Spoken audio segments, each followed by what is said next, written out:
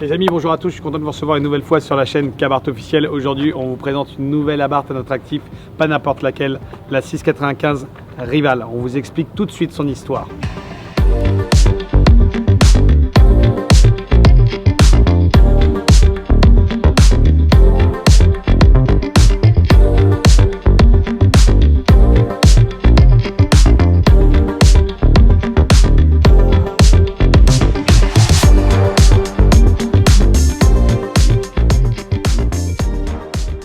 Pour vous expliquer la petite histoire, donc c'est très simple. Aujourd'hui, on vous présente la Fiat 695 Rival juste derrière moi. Il faut savoir que c'était pour, à la base, les 175 ans du constructeur Yacht Riva. En fait, Fiat à la base avait déjà fait une Fiat 500 pour justement fêter cette occasion. Mais Abarth ont pris la décision d'en faire une très belle aussi, donc la 695 Rival. Alors pour vous expliquer la petite différence qu'il y a entre les Abarth en général et la Rival. Donc c'est très simple. Nous avons déjà la couleur en premier lieu. La couleur est très importante, elle est définie uniquement sur cette version-là. Le bleu marine au-dessus avec la capote en bleu marine, le liseré bleu clair et le gris juste en dessous. Juste à côté, en plus, on voit ce magnifique logo 695 Rival.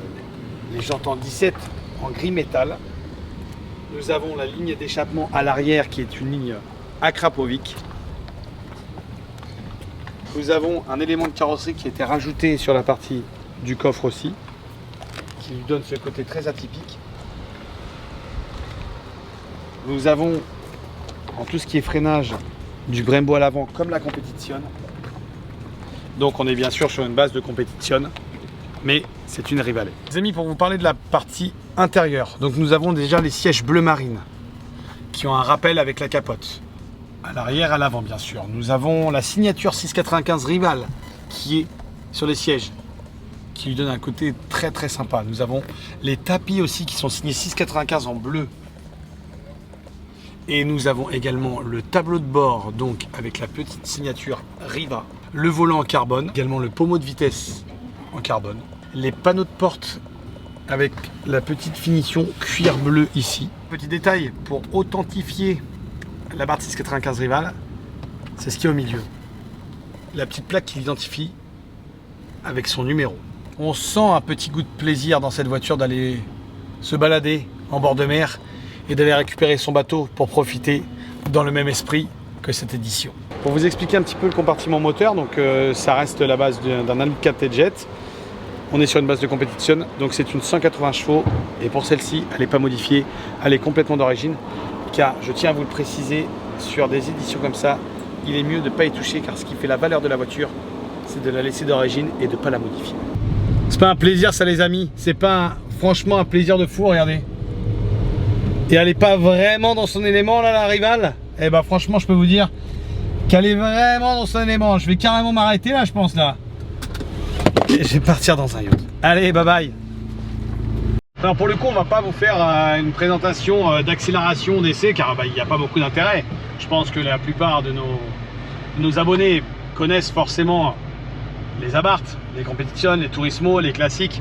Donc l'intérêt là, c'est vraiment de vous montrer le côté, on va dire, classe, atypique. C'est une voiture, franchement, conduite agréable, malgré les amortisseurs Koni, qui sont souvent bien ou mal vus, car ils sont un petit peu tape-cul. Mais pour le coup, non, on est vraiment sur une voiture où là, ça reste du plaisir. On sait qu'on est dans une certaine voiture assez classe. Le côté, on va dire, un petit peu luxe d'Abarth, parce qu'il faut savoir que le prix de départ neuve on dit bien, ça part à 30 000 €.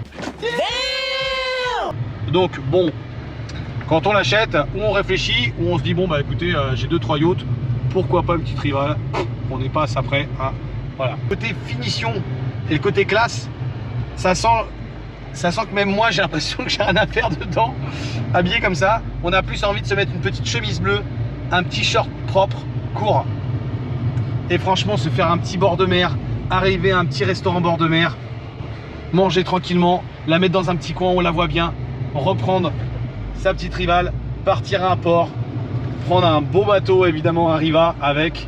Et là, alors là, je peux vous dire, là c'est la finition parfaite. Le client qui vient avec son Abarth et qui reçoit son bateau, du coup, c'est la Rolls des Abarth. On n'est pas sur le côté Rolls sportivité. On compare pas ça à une Biposto ou une édition de Maserati. Encore l'édition de Maserati peut se rapprocher de la rivale pour le coup, parce que l'édition de Maserati est très classe aussi.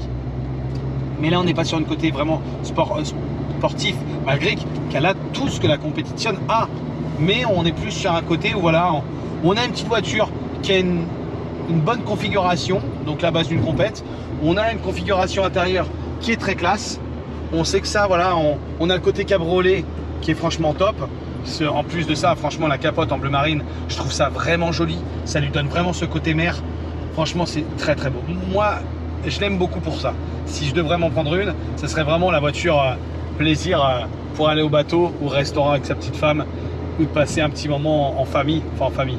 Faut pas être bien sûr trop, parce que forcément, derrière, c'est bien une 2 places et non une 3 places.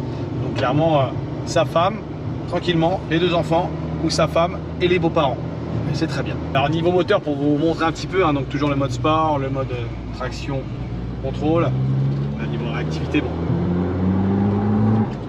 elle marche très très bien. C'est la base d'une 180. Donc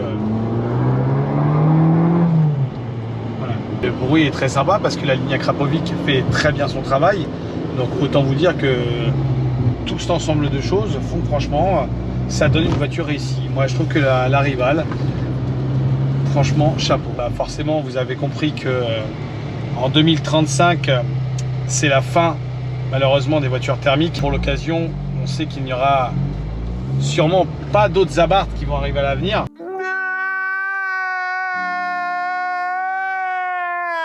Si vous avez l'occasion d'en acheter une et à un bon prix, n'hésitez pas, parce qu'à mon avis, ces éditions-là, au niveau de la cote, elles ne vont pas beaucoup perdre en cote, ce qui peut être très intéressant.